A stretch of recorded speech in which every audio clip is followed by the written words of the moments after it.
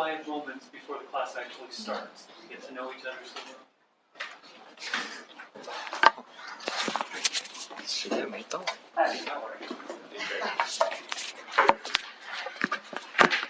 Anybody know any good jokes? Or bad ones?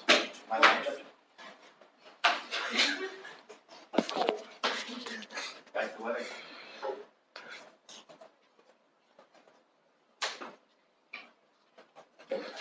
My daughter, I have two daughters who are, well, actually it's her birthday today. She's 10 today, and the other one's 8. And she asked, we were walking to school, and she goes, "Why did the Hobbit cross the road?" She goes, "To go there and back again."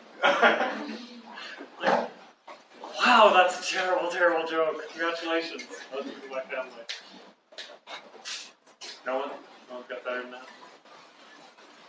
Why did the frog walk home from work?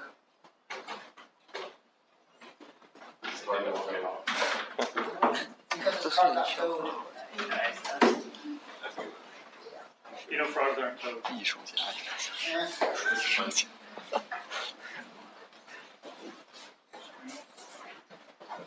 So who here is taking the certificate? The game development certificate, no?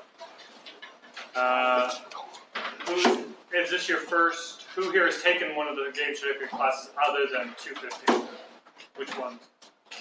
Right, Right 29 with Wayne? yes. Yep. Oh, same? Anyone else take one of the certificate courses? I think I heard you guys talking about the board game class. Yes. Yeah, you make sure when you take that course with Michael, you call it the board game class. He loves that. What do you think of the board game class? Oh, pretty good. And you're taking it next term? I took 2.5. Oh, the music one. Sorry? The music course? Yeah. Anyone else?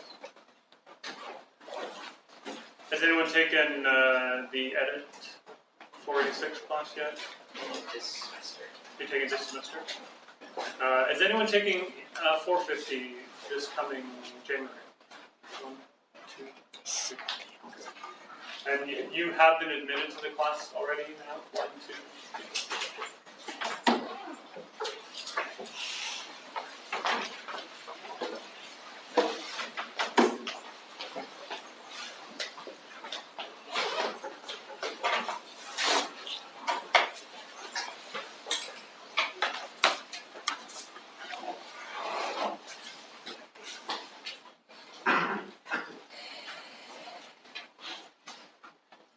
Alright, so well, a little early, so why don't we start with just some quick introductions. Follow my lead, which is, my name is Sean, you can call me Sean if you like, or Dr. Googlis, whatever your comfort level is. It's not a misprint, it is Googlis.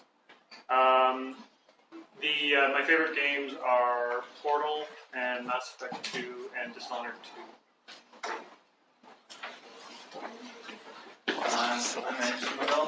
I'm at work here. Andrew? Yes. My favorite games are Hotline Miami, Stellaris, and Breath of the Wild. My name's Julian. I'm also my board here. I like the lead. Excellent. Which ones? Like Rivalry. Oh, cool. The Luigi one there is fantastic. I love it. Sorry, I'm Zeno, Ben from campus. Oh, hi, how are you? Good. So just wanted to come and talk to class maybe for 5 minutes to recruit some volunteers. Sure. It was in regards to the show. Yeah, okay. Do you want to go now? Yeah, can we do it? Great. Hey everyone, my name is Ben Rowe. I work with a program called On Campus. Our office is based in the education building, but we work with adults with developmental disabilities, and they come to the university for 4 years and get a university level education. The reason why I'm here is we have a student, Michelle, who's in his second year and was interested in this class. So he's taking this class as a guest professor. So I'm here to recruit some volunteers, mainly just as a friendly face for Michelle, maybe to sit beside him, say hello to him, get involved with some group work. I believe there's a lot of group work in this course, so maybe be part of this group. Another reason we do get volunteers is just a point of contact for myself, just so I can see how Michelle is doing over the semester. If anyone is interested, I do have more information, and then I'll come around and get your name and contact information. So if anyone's interested, if you want to raise your hand, perfect. Yes.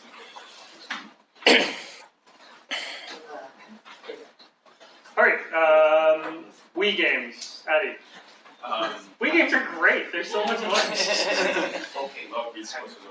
No. What? All right, Addy. Hi, I'm Addy. I'm a very comp-sci student, and my favorite games at the moment, because you know, it's not in my head, is actually Limbo. I'm loving the game right now. Very good. All right, so this has got to be. Let's go quick. All right, next. He's busy. Let's go with you, please. My name is Michelle. I'm an English and music major, and my favorite games are probably, I like Zelda, Kingdom Hearts, anything fun. Nice. Cool.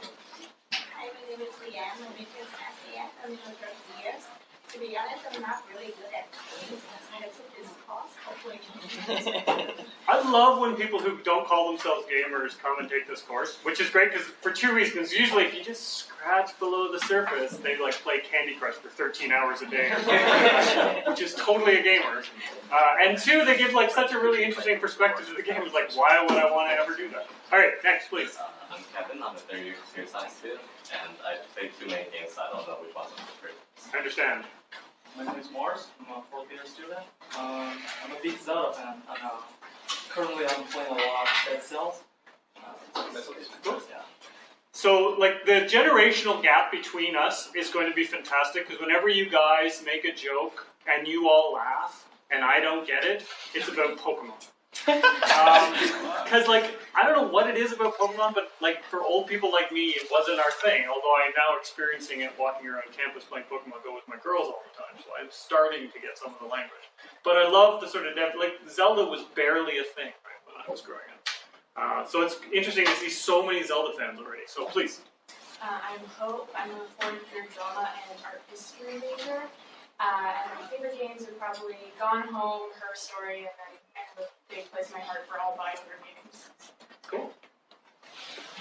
Yes, please. Yeah, I'm Luke Jong, and I'm fourth year computer science student, and the favorite game is Massacre 1, 2, 3, but not enjoyable. It's no one's favorite game. And I can't, like, I am a huge Mass Effect game. I do research projects on FemShep. I work with Bioware people all the time. And there's just something about Andromeda. That's so sad. All right, please. Hi, my name is Dylan. I'm a fourth-year English student. My favorite games are Magic the Gathering, Hearthstone, and I generally want to say the Pokemon TCG, but then it's just literally all card games. So Dungeon Crawl Stone Soup. Cool. All right, red card here, please. Right here. Oh, so sorry. My name's Noah. I'm a second-year student. My favorite game is BioShock, and I also do competitive fighting games like Smash Bros. Mortal Kombat X. Cool. Oh, sorry, I was going back. I'll get to you in a second. Second row, please. So my name is Holden. I'm a third-year student of computer science. And my favorite game is Skyrim. I've been playing that game for 5 years. I'm lately playing GTA online. I've spent 1,000 hours on it, but I hate that. Okay. My name is Robert. I'm a comp-sci student. My favorite games list is probably too long like most of you, but anything novel really catches my eye. Cool.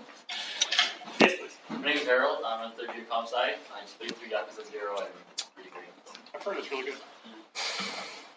Noah, fifth year art design major, and thinking is not really fun.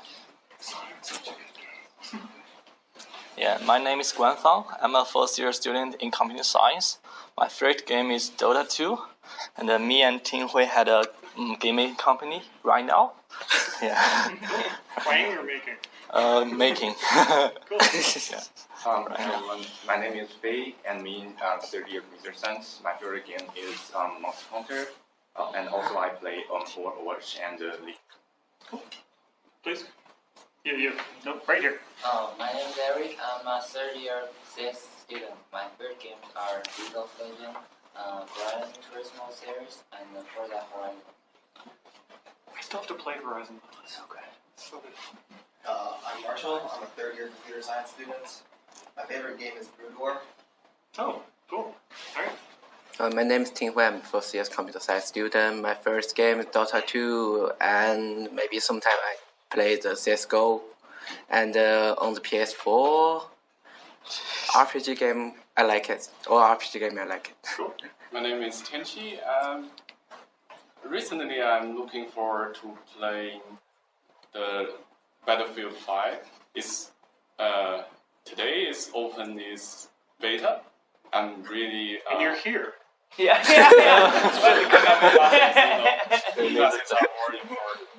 Cool. All right. Alden, fourth year computer science. I play anything that just has like mindless violence. So I play a lot of PUBG now. Okay, so actually, I was waiting for, in fact, I was astonished. I had not heard Fortnite and PUBG yet. We're not that young. Well, that's the thing. I'm talking about the generational stuff, and as it's going through my head, I'm going, wait, they're not 14. Okay, so yeah, fair enough. I'm Felipe. I am a GC student. Music is my major, and my favorite game is Prison Architect and Age of Mythology. Cool. Wow, there's a callback. All right. Okay, so the first thing we're going to do after this is we're going to play a game. Did I miss? Oh, I missed 2 people. Right. 3 people. 2 people. And the 3 people. Okay. 4 people. Lots of people. Please. My name is Zaheen. I'm a third year computer science student, and I play competitive video games, so like Dota 2. Cool. My name's Dave. I'm a fourth year music student. And there's this web game called 10 Bullets, and it's been like really attractive to me lately, and I don't know why. I'm also a fan of Fallout. Cool. And you're also wearing a Rush t-shirt, so congratulations. Well done. Hi, my name is Omer. I'm a fourth year comp-sci student. My favorite game is Super Smash Brothers and other fighting games. That was my favorite. Yeah. Cool. And last? And your name? My name's Isaiah. And your favorite game? I don't know. I guess recently I've been playing a lot of athletics. Cool. All right, so we're going to play a game. We've been talking about games. We're going to talk about games all the course.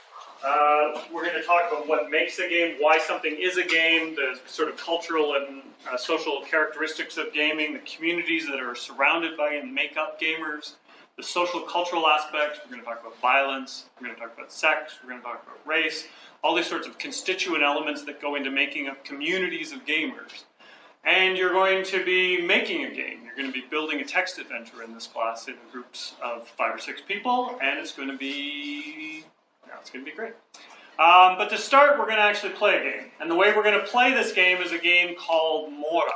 If you've ever been in any of my classes, you will always be playing this game in some way, because it's super fun and loud and obnoxious and fantastic. This is like a very traditional hand game. It is a traditional hand game. In fact, it's been played around the Mediterranean. It's an Italian game for a word that doesn't really exist 2,000 years ago.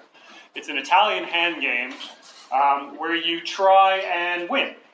And the way the game plays is very similar to rock, paper, scissors, where you do a mechanic of 3 sort of hands, 3 shakes of your hand. But instead of throwing out, the rock, paper, scissors, you throw out anywhere between 0 and 5 fingers.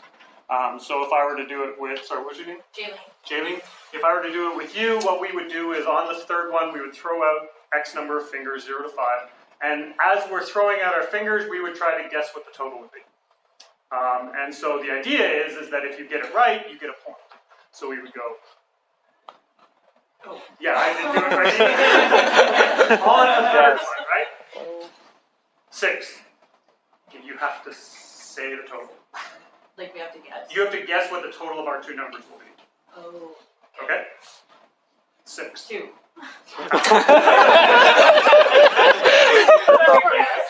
Exactly.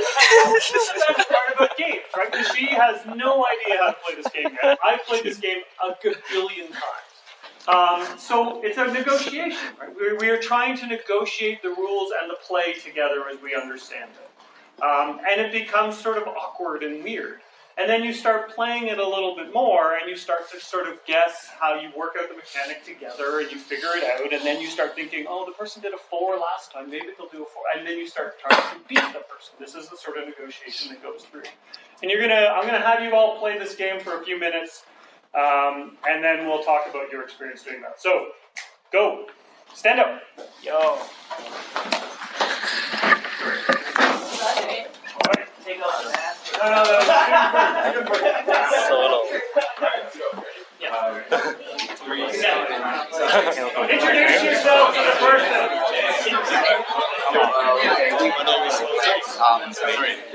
Zero. 4. 5. 4.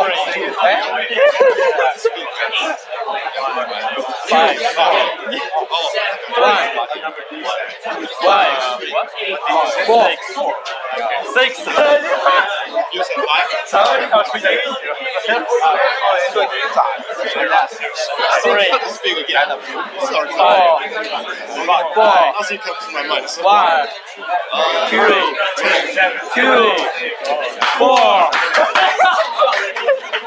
I love that works. I absolutely love that works. All right, so how many of you did something like this? You went, dun, dun, dun, 7. Where you threw out a number where, unless there's new math involved, it just became impossible. Or 0, right? Like, really brilliant. And then there's also questions that have been asked where you're trying to understand the rules too, right? Like, is it closest? Or do you have to, like, what do you do? And the general rule is no, you have to get it bang on until someone actually gets it. But you negotiate the rules, right? Okay, so you've had a really quick sort of experience with it. Introduce yourself to someone else and play someone else. Oh my God.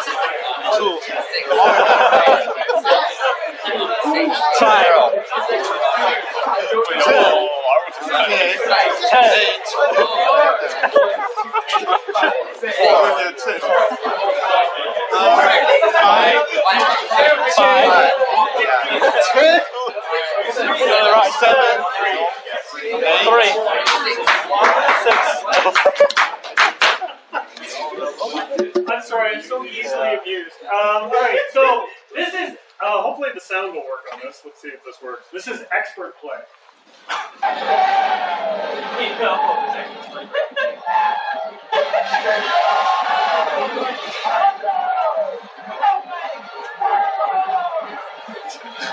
So what's kind of cool about this is they're starting to introduce strategies, right? Like, if I were to play with Addie here, you'll note some of the sort of different characteristics you could use. You can go, 7! Way out, like throwing the person off, right? And trying see? Right? All of these sort of, I did that one year to some person and I picked the wrong person. and oh, she never really forgave me for it. Anyway, let's move on. These are lessons you learn as an instructor. All right, so we've got the rules of the game, right? And now we can start introducing some strategy of how you're actually going to beat this person, right? Or maybe you'll like suddenly use the other hand to throw them off, like something weird. Or you'll start yelling numbers in a different language. There's actually world championships in this game, of course. All right, so we've got this simple game, right? Little hand game nicely. There's variations on this hand game. Odds and evens would be another version. There's a Chinese hand game that someone has explained, which is kind of similar-ish. Add a rule. You know the rules, add a new rule. Closest without going over. Oh, it's like the Price is Right variant. All right, let's try that, okay? Closest without going over gets a point. Pick someone new, introduce yourself, try that variation. Go. Let's play some games. All right. Close but no. I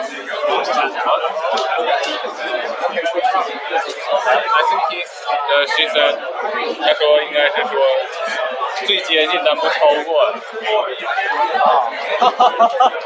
我连基础都不会玩了。10 3 5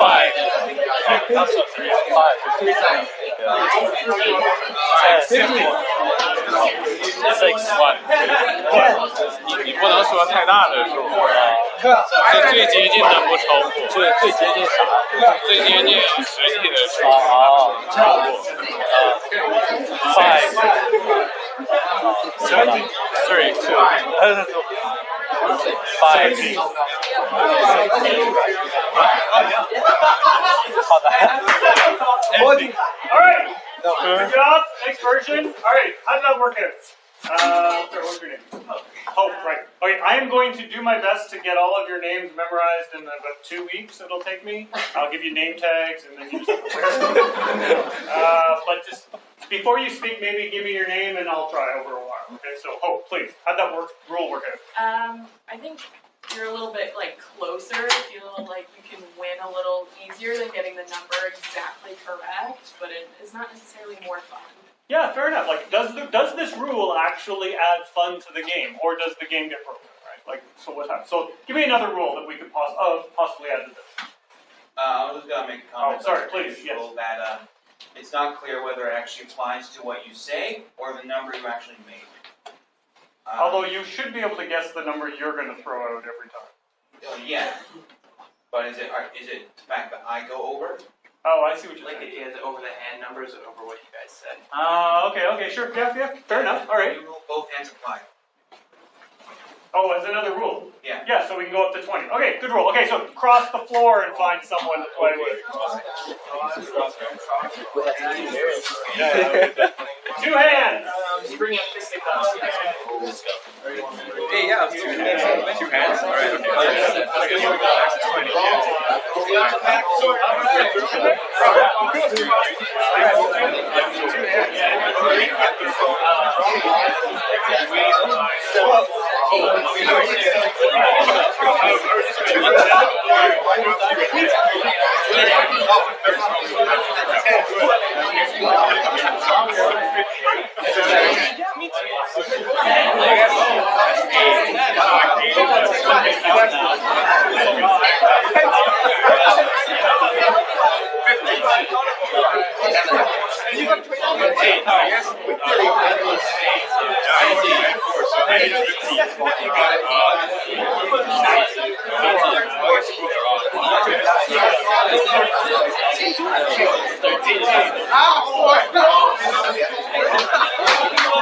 Alright, how did this one work?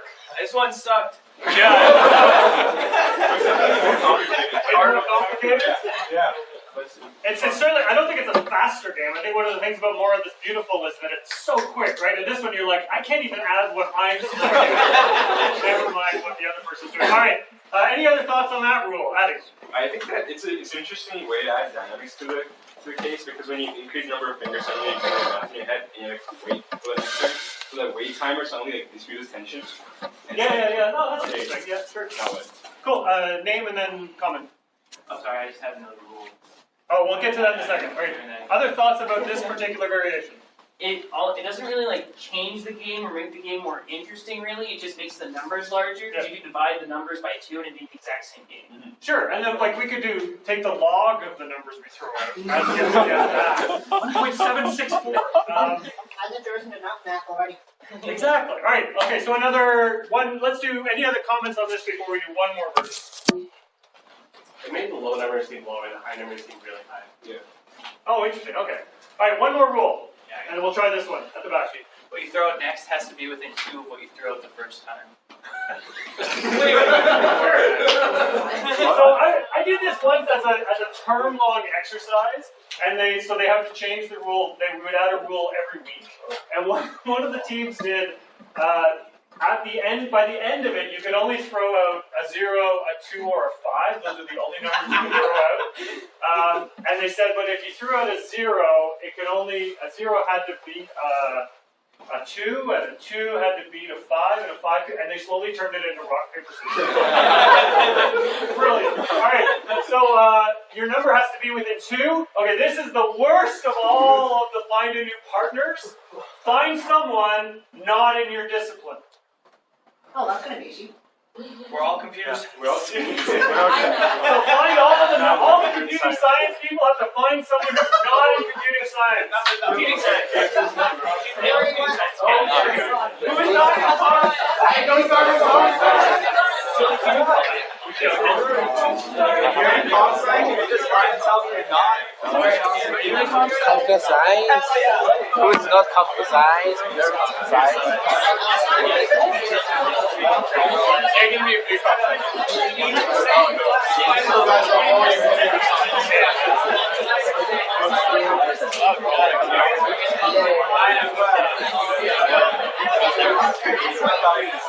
Omar, you're an art student now.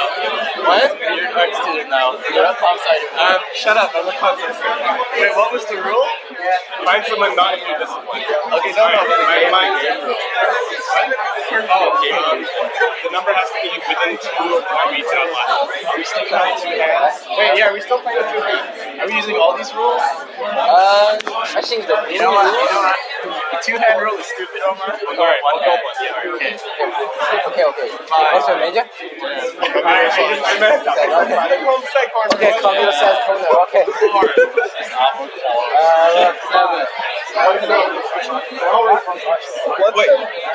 Which of them is not a computer science? But you can find somebody. Alright, we'll go back to your seats, but how many of the comp sci people, when I asked you to do that, how many of you went, I could just run a sword on this and easily just figure out who's here? No? Alright. Okay, what about that rule? That one work. That rule was sick. I'll tell you why. I think it lasts, so the game with this rule probably lasts like 3-4 turns tops before it gets ridiculously complicated. Scaling wise, like each person has to get a different odd step of 2, and then it gets complicated from there on. Sure. So, although if someone picked 5, if someone ever threw out 5, then you would know the next time they threw out a number had to be a 3 or a 4, and therefore you could, game the way that way. So that starts introducing, but it's in some ways reducing the strategy. Yeah, because when someone say science throw out a 20, that means you guarantee know what the other number's gonna be. Did you guys play it like you were compiling the rules? No. Oh, that's cool. Oh dear. No, I'm curious if you guys did that, because I never gave last one. I never gave explicit instructions to disregard the previous rule. So 20 fingers plus this. Oh. All right. So games. I have argued in the past that a game like Mora, or any game really, there's no activity that we do as human beings that could get a complete group of strangers to do something like that. There's something about games that I think just resonates with us, that we understand that this is cooperative and competitive all at the same time, something that theorists have called the agonistic impulse. The agon is a Greek word for competitor, someone with whom you compete. It's where that particular word comes into the word protagonist or antagonist. The agonistic impulse in us all. I mean, maybe if you ask people to dance together, you could get that sort of laughter and competitiveness and awkwardness and that sort of thing, but games are something special. They do something to us that allow us to be really human. So this is a course on trying to understand them, and it's particularly about understanding them once we put them onto a computer.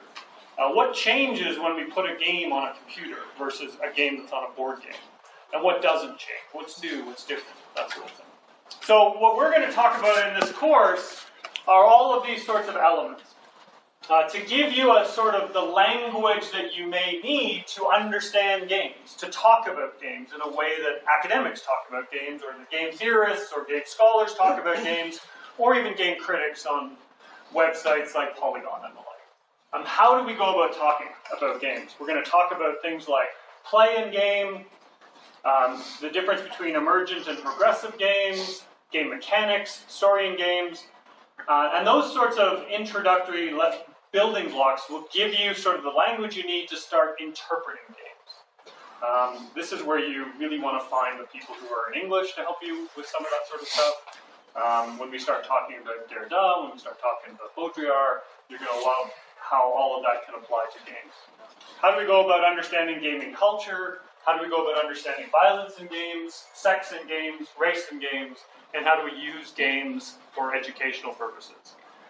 Sometimes called serious games, which is a really terrible name, but again, it's something that we use as a term to describe educational games, or in some ways, gamification. The syllabus for the course is a Google Doc. You can see it here. We'll go through, really?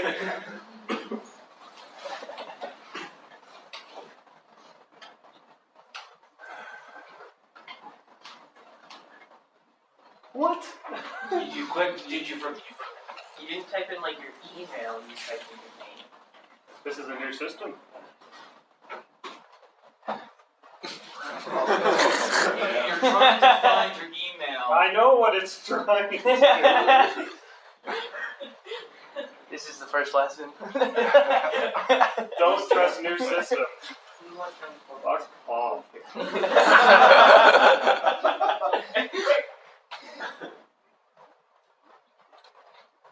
Oh my god.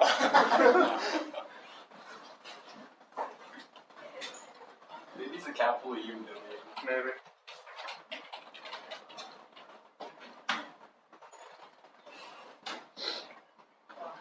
Oh, promising. Mission successful. Hey, I love that I didn't have to enter a password. All right, so the syllabus. Hey, look at all of you, FJ and this person. All right, we have to go through this. I'm sorry. I know you've seen enough course outlines, but we have to do elements of this. All right, so this is the basic details. A long time ago, this course used to be called STS 397, A History of Video Games. If you've taken that class, you can't take this one. Sorry, more accurately, if you pass that class, you can't take it. But that was a long time ago. Also, if you've ever taken STS 351, which is the online version of this course, I mean, we don't get this.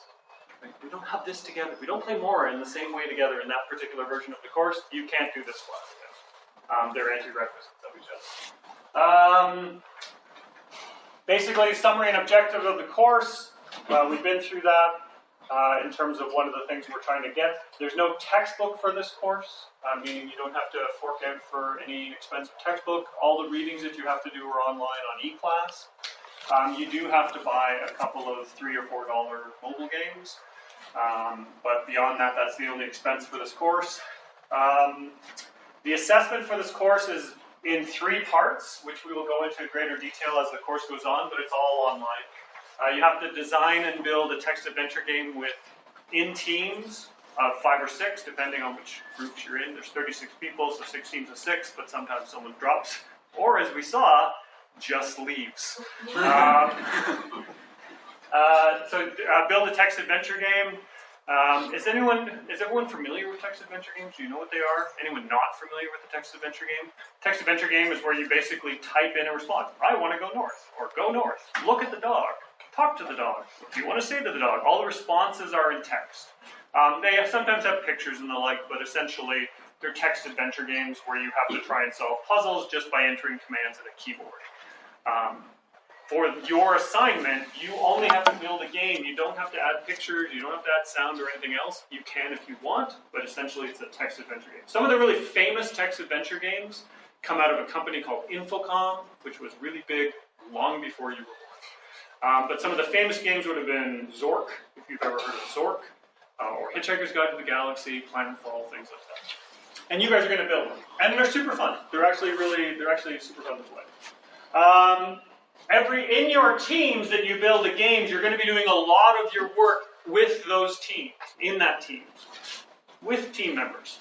And that includes preparing and presenting a presentation once a month. So in September, October, and November, you are going to have to present a summary of how one particular iOS game or Android game, a mobile game, reflects ideas that we've talked about in the course through those first months. So in September, you have to present on those first 4 topics that we talked about, which we'll go through in more detail again. In October, the next 3, and in November, you have to present on the last. And then the final part of your component, so your text adventure game is 50% of your overall mark, your presentations are 30%, and your participation in class, everything that we do here, is another 20%. Participation can also take the form of online participation in the forums. So if you're not comfortable speaking in class here, you're more than welcome to engage in forum conversations on eClass to be part of the course as to work towards your participation. Are there any questions about the assessment? I will go into much greater detail about all of these sorts of things. Grading is what it is. Academic integrity. Okay, so it's hard in group work, or it's easy in group work to sort of disappear and hope other people in your group are going to pull your weight. Don't be that person. You are going to have to work together. You're going to have to build on the skills within each of your team to try and get stuff done. And I think you're actually going to really enjoy this process where you're building a game. And a game that builds on the skill sets of the people in your team. So if you have a creative writer in your team, is there a creative writer in the room? Ish. Is there anyone who put a slash after their primary skill and goes, I'm a programmer, but I'm also a creative writer? 1, 2, Bella. Writing a review that was 3 more. Hell yeah. So these are the people you want in your team. Or a designer or an artist, right? The people who are going to give you something that you can, work with your own skill set on. A variety of skills, a variety of perspectives is essential to good game design. This is something we focus on in every single course in the game certificate. Diversity produces better games because it's true, not because we just pay lip service to it. So this is something you're going to want to think about as you're forming your teams, which we're going to do today. But, having said that, when I talk about academic integrity, it's a conversation that's really easy to have right now. Right? Everyone's happy, it's the first day of school, everyone's excited, you've had your sleep, you're coffeeed up, everyone's ready to go, and the idea of cheating on your assignments just isn't even in your framework right now. You're like, no way I would do that. At least I hope that's right. The problem isn't now, right? The problem is November, when you're exhausted, you're working a job, you're taking 6 courses, you have kids, you have obligations with elders. I don't know what's going on in your life. I really have no idea what's going on in your life.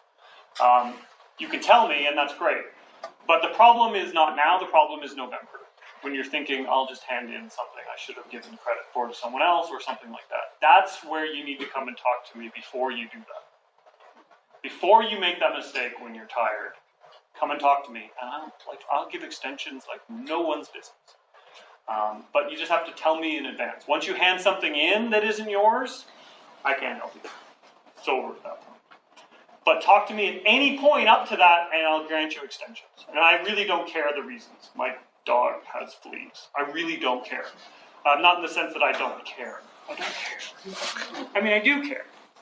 Because as I said, I can't possibly know your lives. Your lives are more complicated than mine when I was an undergrad.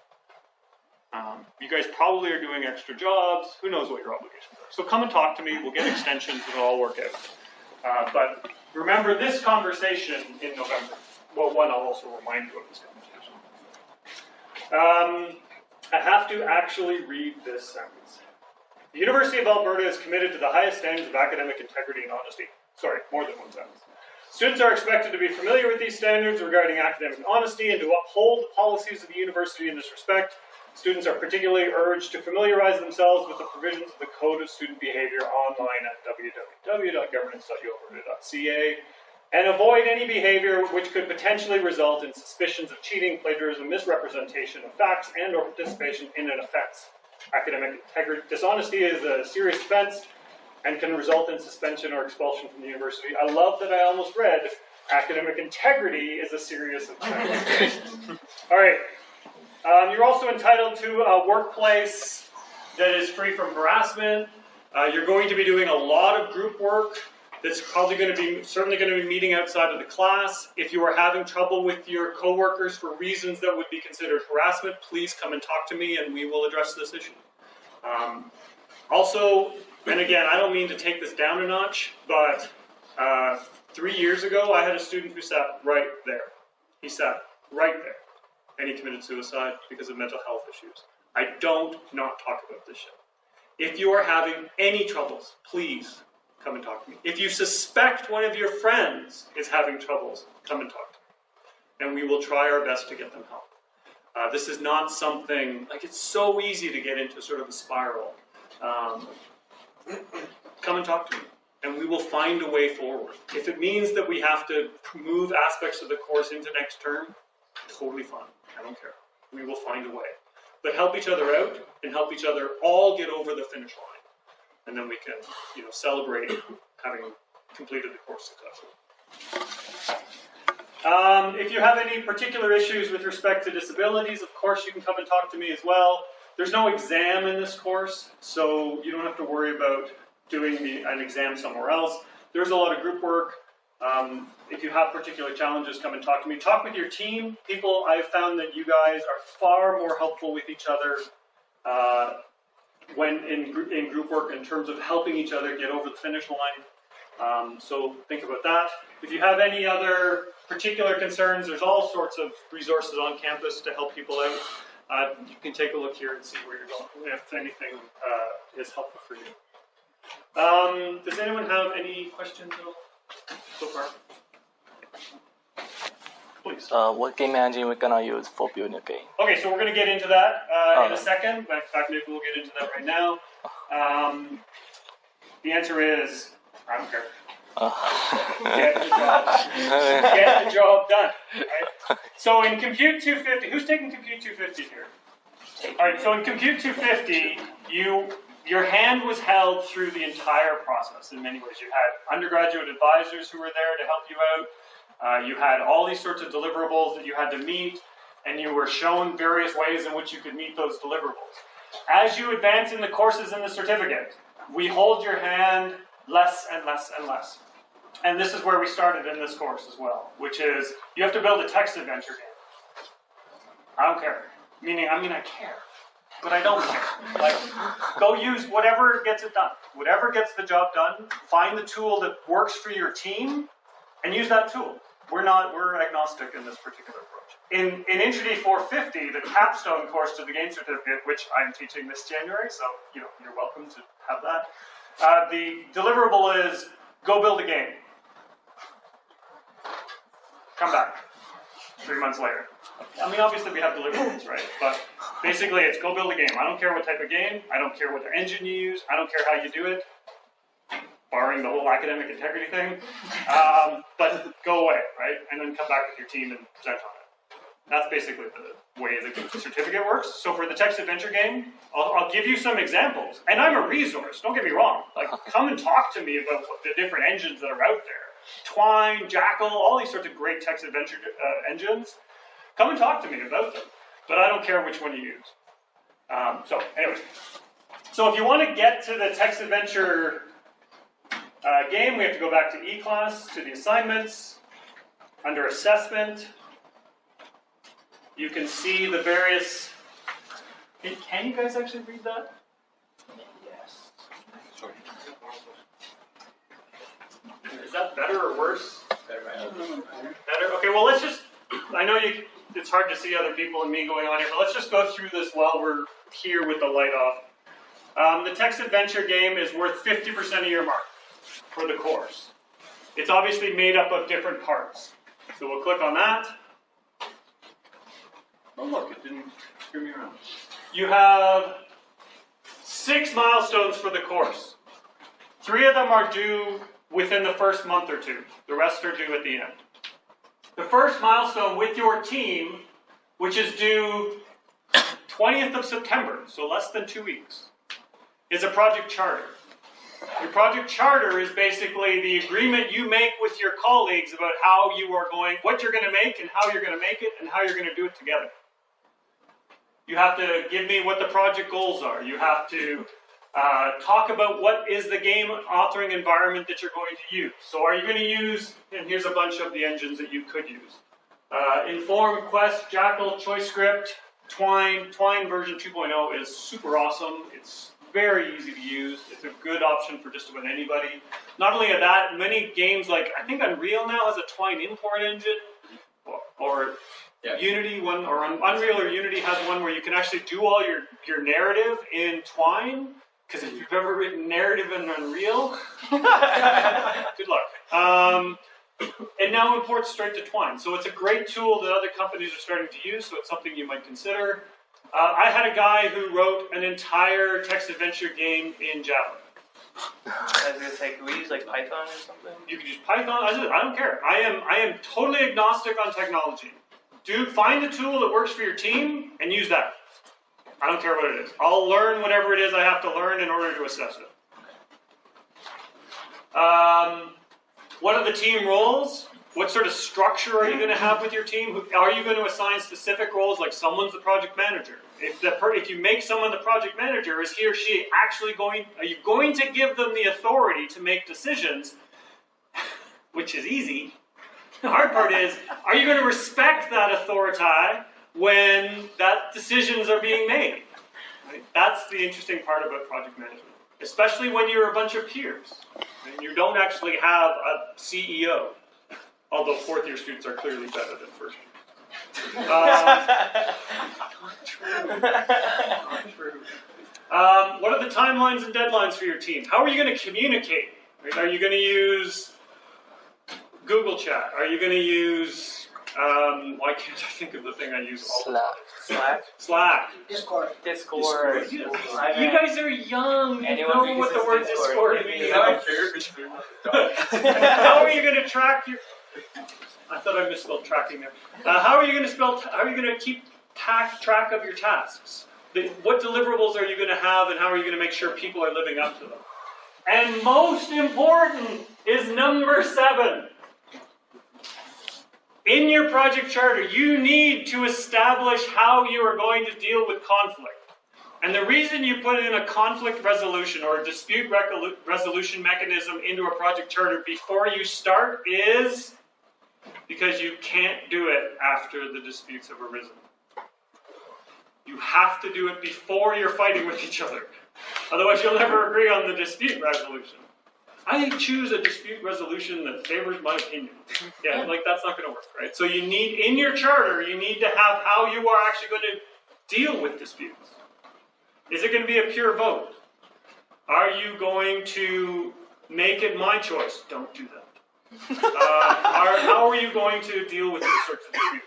And then you all need to sign it and submit it. So that's going to be due in 2 weeks. Milestone 2 is a game concept document. It's worth 10% of your mark. Basically, it outlines what you're going to try and build. Super quick. Game 3 is a prototype. So by the end of October, almost the end of October, you need to actually have a working prototype of your game. The lesson that we do in every single, or the advice we give in every single course in the game certificate is this bigger is a heck of a lot easier than this and filling it in.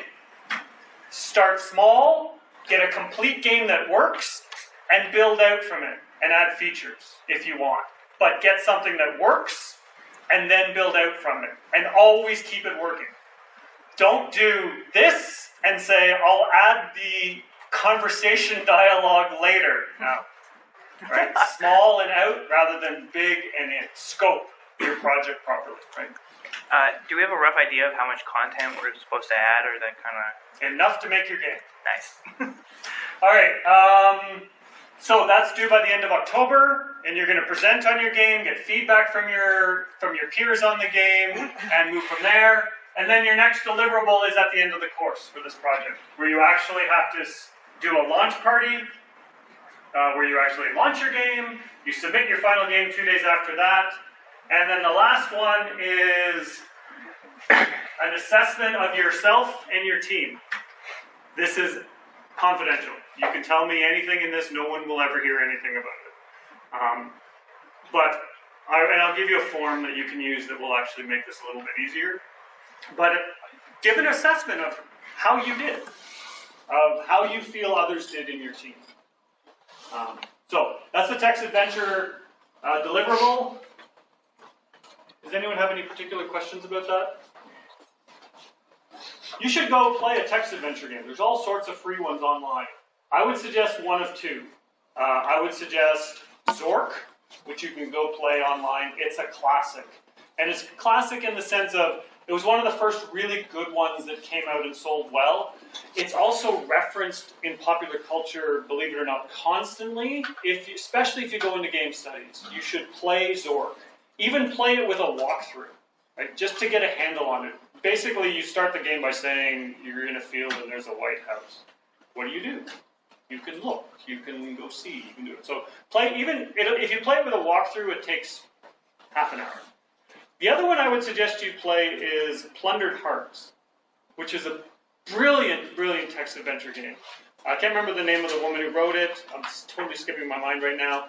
But it is so good in so many different ways for talking about, it uses a text adventure game that actually manages to create a change in dynamics. Meaning the way in which it introduces, we'll talk about this later in the course, but the way in which it introduces rules into a text adventure game changes the things you can do in the game that match the narrative. So as the female character, the protagonist of the game, gets more and more confidence in the story, she's able to use more and more text inputs in the game. It's really done so well, and it's such a beautifully written game. So Plundered Hearts and and Zork, if you're trying to figure out what a good text adventure game might be. Obviously, those ones are scoped way too big for what you guys are going to do, but it's something to think about. Okay. I said that 30% of your grade was also made up of written and oral presentations. What I would like you to do is, in September, sorry, maybe it'll be helpful if I do this. These are the topics that we're going to deal with each week. So on lesson 2, we have play and game. You get a summary of what the lesson's about. You get video lectures on what the course is about. So this is where you get to see me and a woman named Leah Hackman, who's unbelievably awesome, talk about a particular topic. You have to be logged in. So a couple of things. To see the videos, you have to be logged in, obviously, to eClass.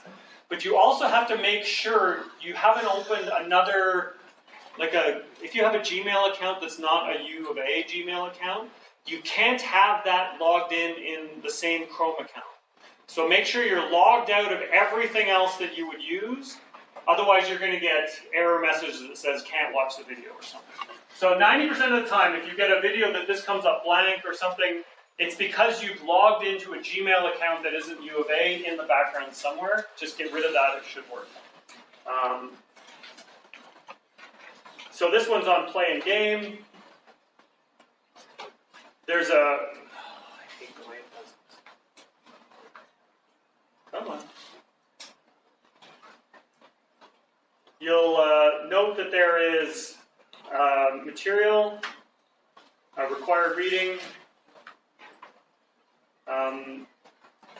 For example, in this case, it's Eric Zimmerman's article on play, games, narrative, and interactivity, not in that order. There's a little quick summary of the reading. I don't know why that's all bold. And then other things that you could read. These are the stuff that you have to do every week as part of your participation in the class. It's one article. It's no trouble. It shouldn't be any problem.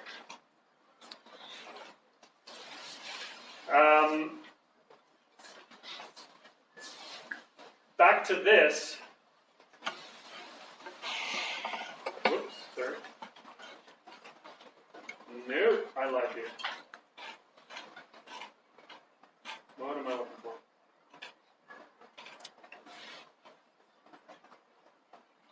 Assessment, sorry.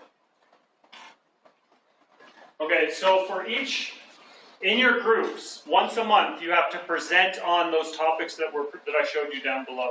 In September, you have to present on 1, 2, 3, or 4. One is an introduction. The videos are super short, but you do have to read an article. It's an article that I wrote with a former grad student on Portal. We very consciously give you an article that I wrote so that you guys can have to sit here in a room and tell me what I did wrong. That's such an important thing to get over. Criticizing effectively, academically criticizing someone who's standing in front of you. How do you do that respectfully? How do you do that in a way that's constructive without going, noob or something like that? Like, how do you do this in an effective way as an academic is such an important part of what we do. So very consciously, I put an article on there that's one of mine. So you have to learn how to do this, and we'll talk about the article next week. But you guys have to give a presentation once a month on chunks of that, and then write about it as well. What you have to do is pick one of these mobile games. Alto's Adventure, Florence, Reigns, or Reigns Her Majesty, as a group. You don't have to use the same one each month, but you do have to pick one of them and refer to how does Alto's Adventure reflect ideas of play and game, or progression and emergence, or story, or something like that. It's a kind of a cool little exercise where we can just deconstruct current games. In fact, I haven't played 3 of them yet, and very consciously put on games that I haven't played yet so we can learn them together. Alto's Adventure, I play with my kids like every hour now. It's just fantastic. It's an endless runner. Does everyone know what an endless runner is? Yeah. Anyways, it's a cool game. Florence, Reigns, and Reigns or Her Majesty is another one that you have to do as well. And then participation, the last one is just conversations in this class and how do you participate in your group. Everything in the course is submitted online.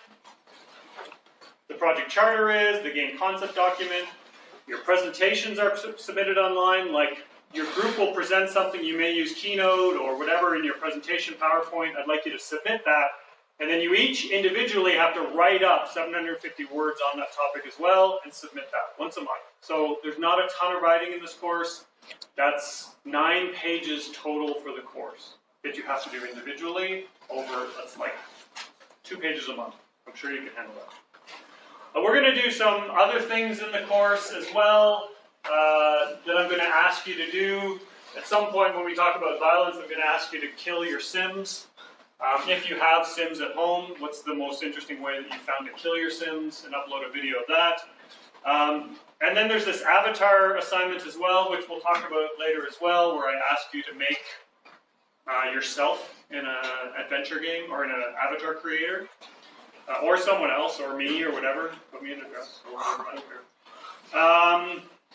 And I mentioned the avatar creator as well because we have an avatar creator in this course. It's something we designed. If you click on it and then click the avatar creator, you can start creating your own avatar.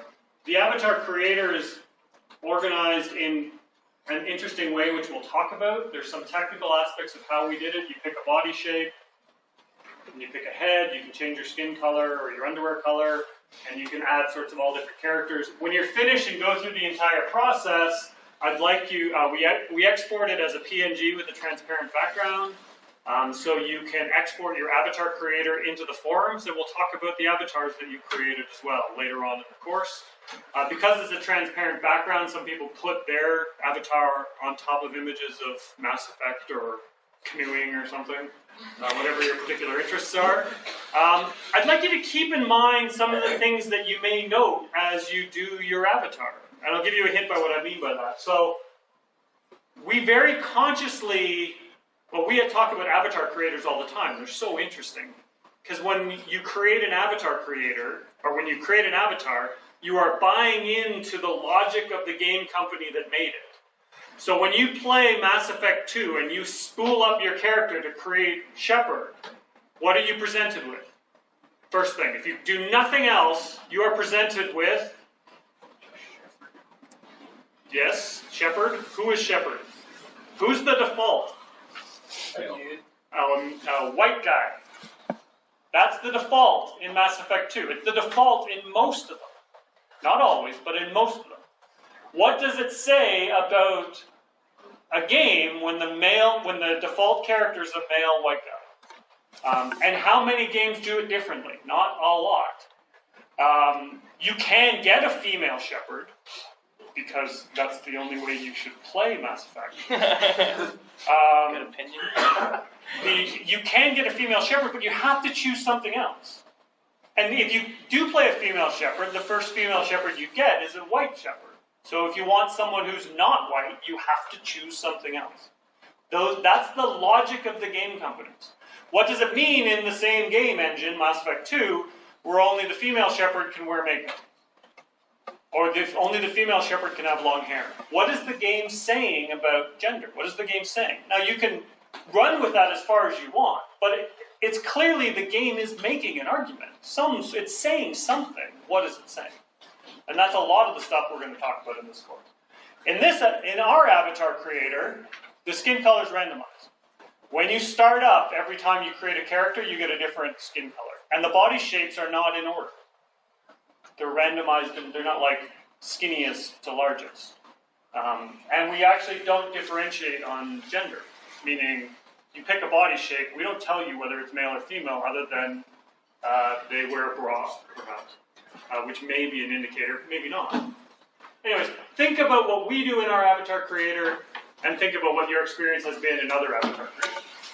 Okay. So that's your first kind of assignment, is really to make an avatar. The last thing I want to do right now is to get you into teams. We will generally, I'm sorry, first off, I apologize. Does anyone have any questions about the sort of avalanche of material that I've given you so far? Please. Is the avatar creator available for us on eClass at the moment? Yes. Under lesson 1, materials. You could start right away. Can we use these?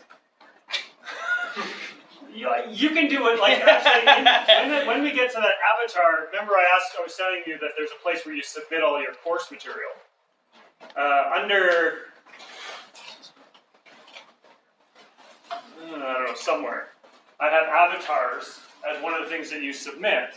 I think maybe it's under assessment. What I actually ask you to do is to make the same character in 3 or 4 different avatar creators. Can you actually make the same character?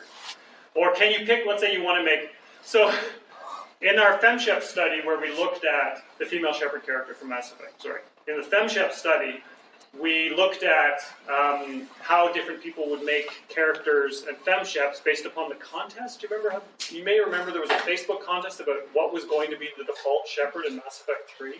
We did this huge study on that. Everyone said, I was trying to make Rihanna, right? You know, in the Facebook, in their avatar creator. Well, okay, so let's say you want to make Rihanna in 3 different character editors. That's fine too, right? Just try and make the same character in 3 different, but that's later in the course. So and it's not worth credits, it's just fun we're going to have when we talk about one of the courses, or some of the courses. All right, any other questions at all so far? We're just getting started, so. I think there's some of us who don't know how to program. Yes, absolutely. Is it gonna affect the way we participate in the game? Yes, exactly, and it's great. The fact that these courses are built around interdisciplinary teams where not everyone is a programmer. It's intentional that way. But what we are going to do is build you into teams where you're going to have a couple of programmers, a creative writer, an artist, or something like that. So that's what we're going to do right now. If you are a programmer, oh, and here, take for example, let's say you're a programmer and a creative writer. Take the one that's probably less common, right? So if you're an artist and a programmer, pick artist, right? So if you're a programmer, good God, I hope I have enough of these. Take a white card. What if we're none? Well, you can be one of those. It's a rainbow. Programmer? Okay, who would consider themselves an artist or a designer? I will take it. Yeah, take. That's great. Anyone else? Anyone else? Anyone consider themselves a writer?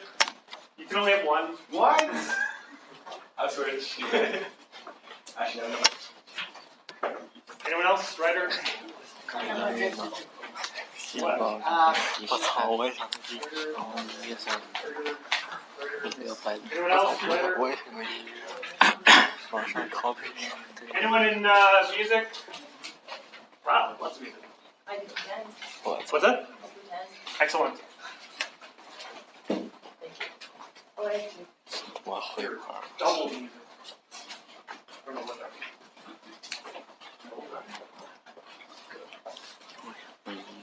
Did I miss anyone? Oh. Anyone not have a card? What would you consider yourself? Programmer? Am I missing one white card? They're all here. Ah, good. Could you bring those up, please? Yeah. Or pass those up. Okay, how many white cards are there? Hold up your white card. 1, 2, 3, 4, 5, 6, 7, 8, 9, 10, 11, 12, 13.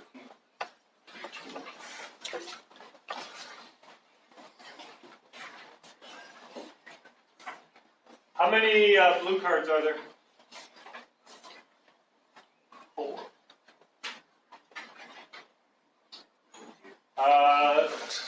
Red? Is it 5 or 6? And yellow?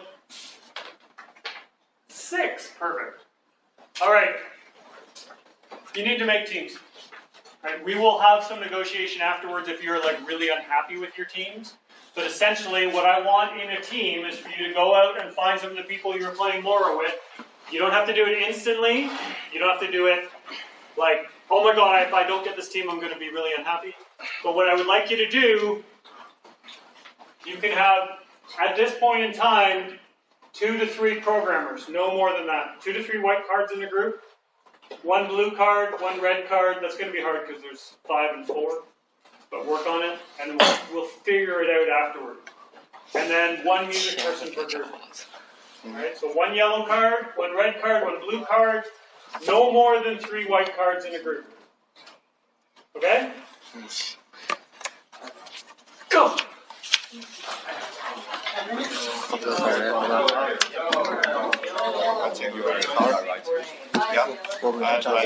music。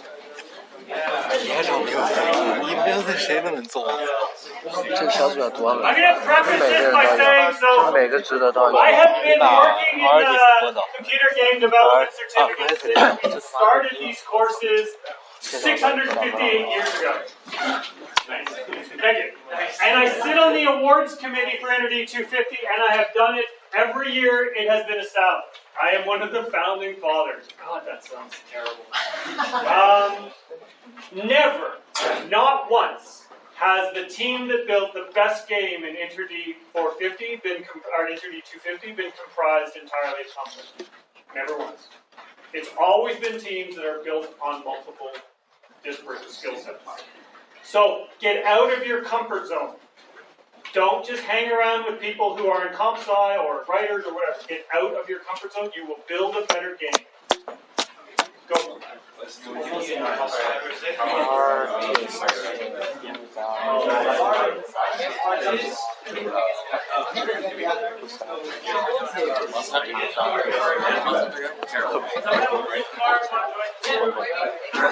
先找 red，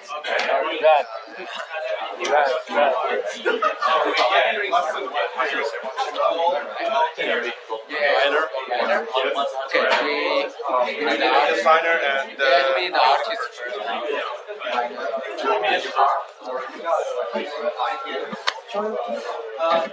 first.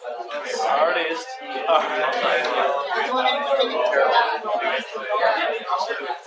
I guess.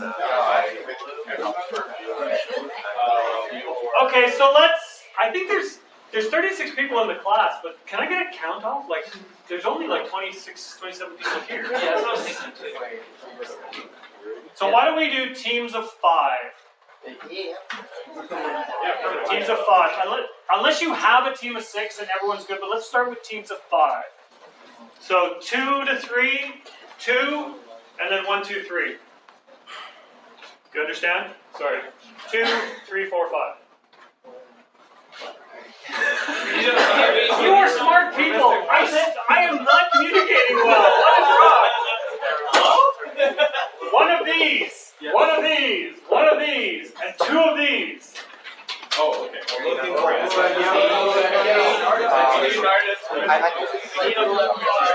I'll find them.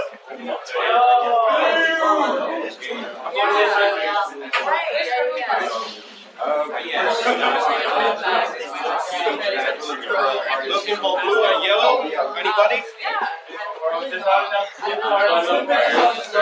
That's great. Just all blue in the class, so money is We have cookies. If you're an artist, come here. We got cookies. So we will have 6 teams of 5 and 1 team of 4. There are more people coming. There are 36 people in the class. They will join as people drop out, and the guy stands on a chair all the time. I don't know why I'm taking that class. People will drop, people will come in. We will start populating teams. Like if you have a team of 4, we will populate it. If it ends up that it's, as we've gone through like a week or 2, what we'll do is we'll either divide or we'll just reduce the amount that the assignment requires if you're a team of 4. So don't freak out. I'm already freaking out. First day of class. All right, so try teams of 5. If there's no way that can work out, so there will be 1 team of 4. We will work it out. Don't worry. All right, so teams of 5, 1 team of 4. Yeah, we will. Do you maybe our accounts for that? I'll do it later. So I don't know what that sort of technology is.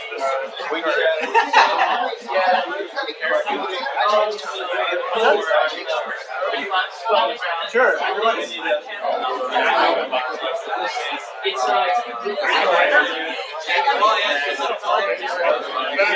got a red card here if anyone wants. Hey guys, you have a red card? Yeah,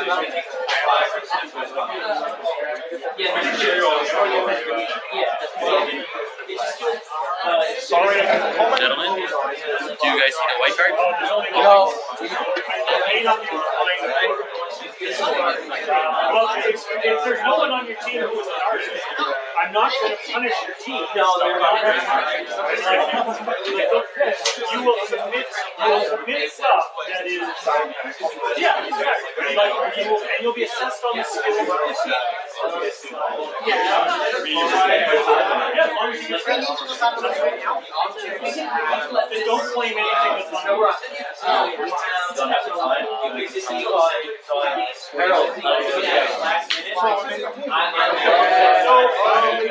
are we doing? We have. Okay, if you have a team of 5 and you are set, come over here. A team of 5. A team of 5, and you're set. Come on to this side of the room. Are you guys set? Which team? Who doesn't have a team yet? Okay, so I think we've got teams of 5. Did I just count that you're actually 30 people? You're 4. Okay, that makes sense. All right, what I would like you to do is, unless there's questions about the, unless there's questions about the course, you're free to go. But what I would like you to do is to come up with a team name and don't do something dumb. I have seen all versions of everything. Now we have some. I'm an old withered man who doesn't tolerate sexism and racism at all. So don't do something dumb with your team. This will be clever. No. No. So good team name, and send me your team name, your names of your members, right? What I might do is I'll probably pop something up on the forum where you can enter it in as a form, or just send it to me as an email. Obviously, I'm not going to circulate your email addresses or anything. I just want to know what your names are and your team. And get that done for next week. This is the most important thing, though. Next class. Does everyone know the old arts building? No. Convocation Hall. Okay. You see, kids, at the University of Alberta, there's a really old building. The really oldest, one of the oldest buildings is Convocation Hall. It's a beautiful old building. Look on a map. It's in the Arts Quad, which is the business building hub. And the old, what's that? Isn't it like right? Yeah, it's just right behind us here. We're going to meet in the lobby of that building for class.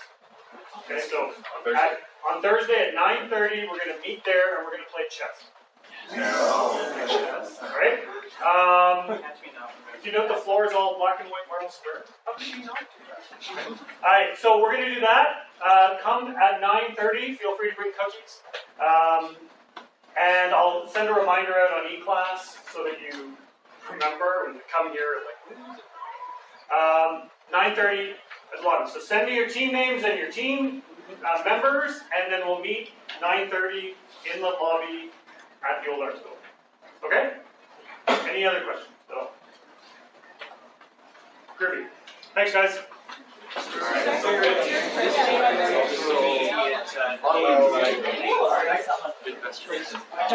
Oh, sorry. I'm sorry. Last thing. My office hours are Tuesday. It's on the silk course. It's Tuesdays at 2 to 3. I think it's what it is. Tuesdays and Thursdays 2 to 3. I'm not going to have them today, just because no one ever comes. But you are more than welcome to email me, and we'll go. If you can't make my office hours, then we'll go have a coffee or something like that. Okay, and chat, whatever you want. But no office hours today, but normally Tuesday, Thursdays, 2 to 3. Just say this. I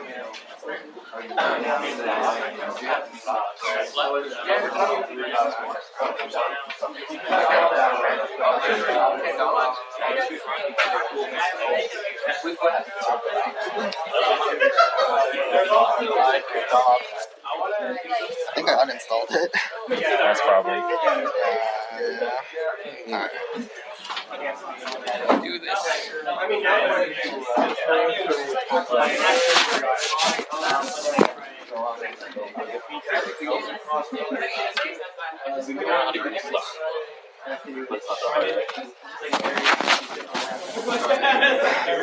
Where the work place,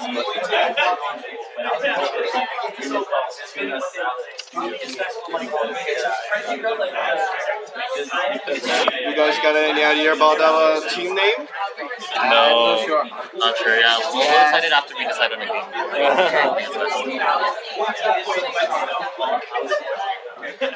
Do you guys play text adventure games?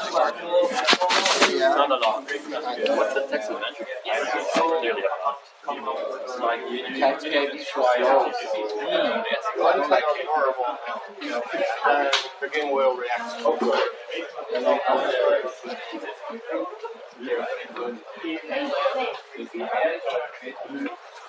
What's your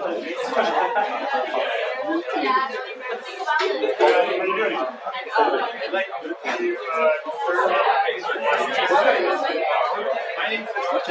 Harold. Harold. I think we should write the name on paper and yeah.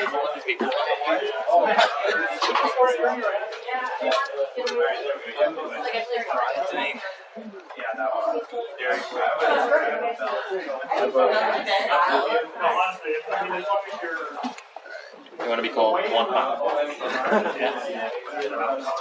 Are you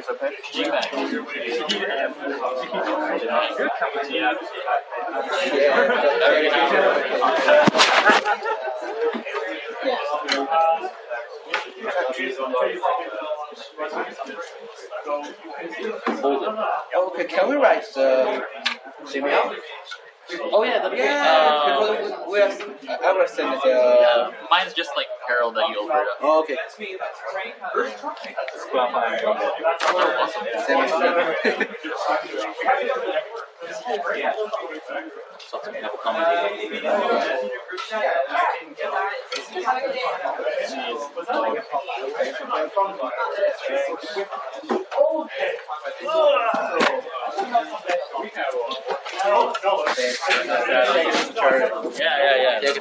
Yeah. Someone committed suicide in this. Oh gosh. having the.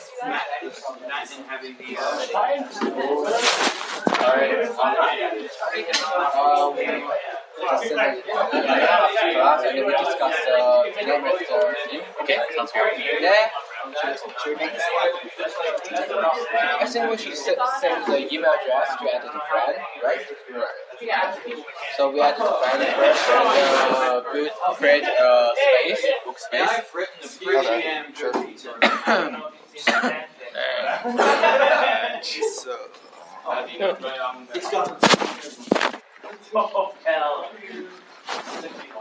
Does everyone have to link the workspace, or do you just and then send invites?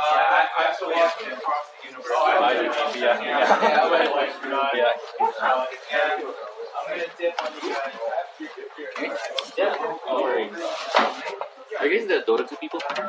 Sorry? Are you the Dota 2 people? Yeah. We play Dota 2. How about you? I played, but I stopped for a while. Okay. Oh, okay. Uber.ca? Yeah.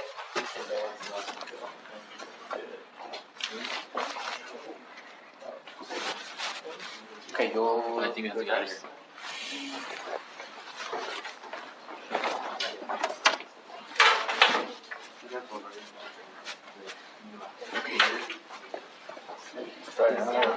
Okay. Thank you. We want to talk about it. We can talk about it on the slide if we need to. Okay. Yeah. I watched the new You guys have any idea? You mean the game or the game itself? Okay, you can check the Team name and mailbox right now. Yeah, that's right.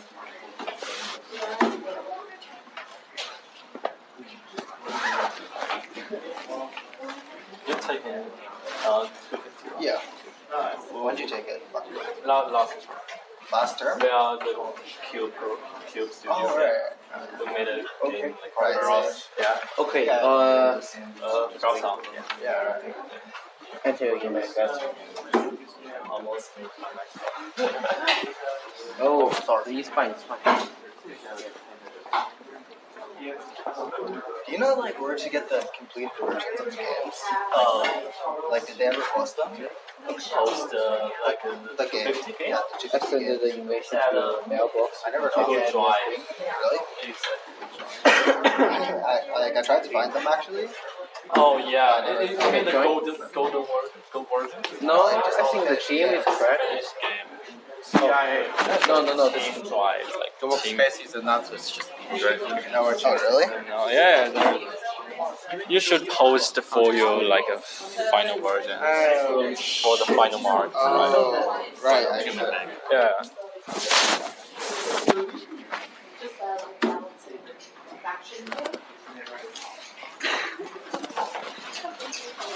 Find out.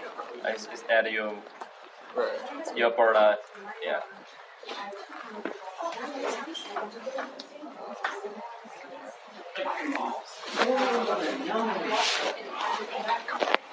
Passwords.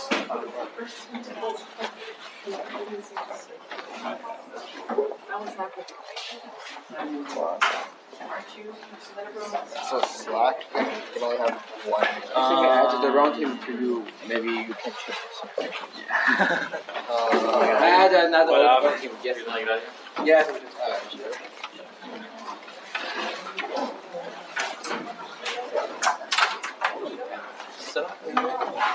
对，我看那个 workspace， 啊，我好像加了以前那个 workspace。Okay, this is mine.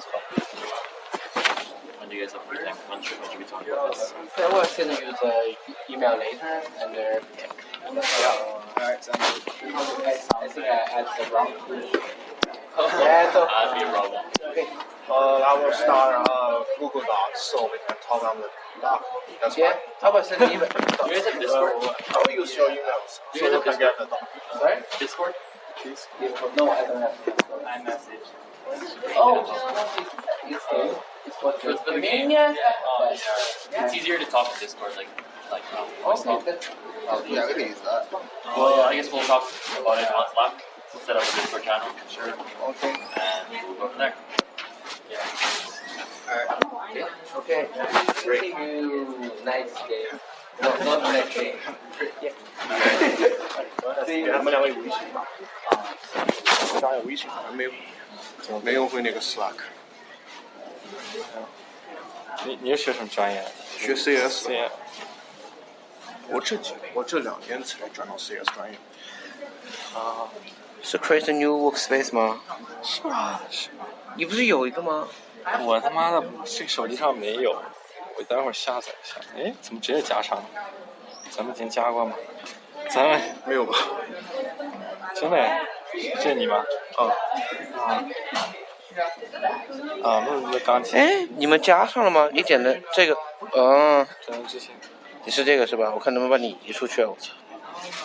把我移出去啊？不是，他不是我不是搞之前那个群里面去了吗？行，我把你推荐给他。